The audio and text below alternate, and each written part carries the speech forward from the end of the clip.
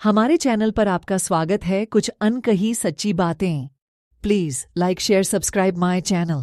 आज का हमारा विषय है जब विष्णु जी और लक्ष्मी जी को बनना पड़ा अश्व और अश्वी। एक बार भगवान विष्णु वैकुंठ लोक में लक्ष्मी जी के साथ विराजमान थे। उसी समय उच्चैःश्रवा नामक अश्व पर सवार होकर रेवंत का आगमन हुआ। उच्चैःश्रवा अश्व सभी लक्षणों से युक्त, देखने में अत्यंत सुंदर था। उसकी सुंदरता की तुलना किसी अन्य अश्व से नहीं की जा सकती थी। अतः लक्ष्मी जी उस अश्व के सौंदर्य को एकटक देखती रह गईं। जब भगवान विष्णु ने लक्ष्मी को मंत्रमुग्ध होकर अश्व को देखते हुए पाया तो उन्होंने उनका ध्यान अश्व की ओर से हटाना चाहा, लेकिन लक्ष्मी जी देखने में तल्लीन रही। भगवान विष्णु द्वारा बार बार झकझोरने पर भी लक्ष्मी जी की तंद्रा भंग नहीं हुई। तब इसे अपनी अवहेलना समझकर भगवान विष्णु को क्रोध आ गया और खींचकर लक्ष्मी को शाप देते हुए कहा, तुम इस अश्व के सौंदर्य में इतनी खोई हो कि मेरे द्वारा बार बार झकझोरने पर भी तुम्हारा ध्यान इसी में लगा रहा, अतः तुम अश्वी हो जाओ। जब लक्ष्मी का ध्यान भंग हुआ और शाप का पता चला तो वे क्षमा मांगती हुई समर्पित भाव से भगवान विष्णु की वंदना करने लगी। मैं आपके वियोग में एक पल भी जीवित नहीं रह पाऊंगी, अतः आप मुझ पर कृपा करें एवं अपना शाप वापस ले लें। तब विष्णु ने अपने शाप में सुधार करते हुए कहा, शाप तो पूरी तरह वापस नहीं लिया जा सकता, लेकिन हाँ, तुम्हारे अश्वरूप में पुत्र प्रसव के बाद तुम्हें इस योनि से मुक्ति मिलेगी और तुम पुनः मेरे पास वापस लौटोगी। भगवान विष्णु के शाप से अश्वी बनी हुई लक्ष्मी जी यमुना और तमसा नदी के संगम पर भगवान शिव की तपस्या करने लगी। लक्ष्मी जी के तप से प्रसन्न होकर शिव पार्वती के साथ आए। उन्होंने लक्ष्मी जी से तप करने का कारण पूछा।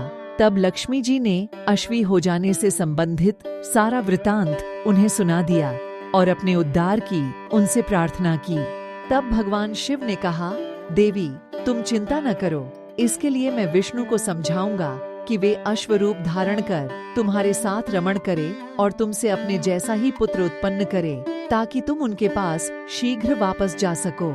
भगवान शिव की बात सुनकर अश्वी रूपधारी लक्ष्मी जी को काफी प्रसन्नता हुई। उन्हें यह आभास होने लगा कि अब मैं शीघ्र ही शाप के बंधन से मुक्त हो जाऊंगी और श्री हरि विष्णु को प्राप्त कर लूंगी। भगवान शिव वहां से चले गए। अश्वी रूपधारी लक्ष्मी जी पुनः तपस्या में लग गई। काफी समय बीत गया, लेकिन भगवान विष्णु उनके समीप नहीं आए। तब उन्होंने भगवान शिव का पुनः स्मरण किया।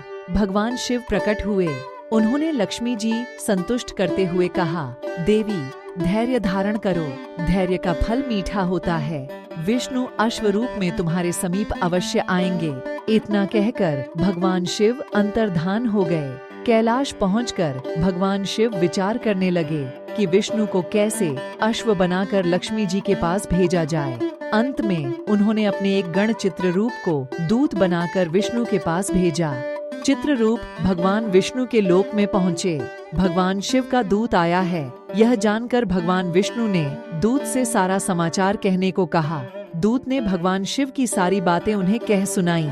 अंत में भगवान विष्णु शिव का प्रस्ताव मानकर अश्व बनने के लिए तैयार हो गए।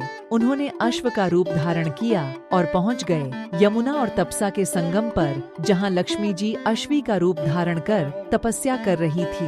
भगवान विष्णु को अश्व रूप में आया देखकर अश्वी रूपधारी लक्ष्मी जी काफी प्रसन्न हुई। दोनों एक साथ विचरण एवं रमण करने लगे।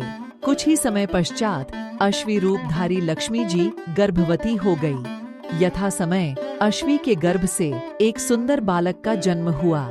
तत्पश्चात लक्ष्मी जी वैकुंठ लोक श्री हरि विष्णु के पास चली गई। लक्ष्मी जी के जाने के बाद उस बालक के पालन पोषण की जिम्मेवारी ययाति के पुत्र तुर्वसु ने ले ली, क्योंकि वे संतानहीन थे और पुत्र प्राप्ति हेतु यज्ञ कर रहे थे। उस बालक का नाम हैहय रखा गया। कालांतर में हैहय के वंशज ही हैहयवंशी कहलाए।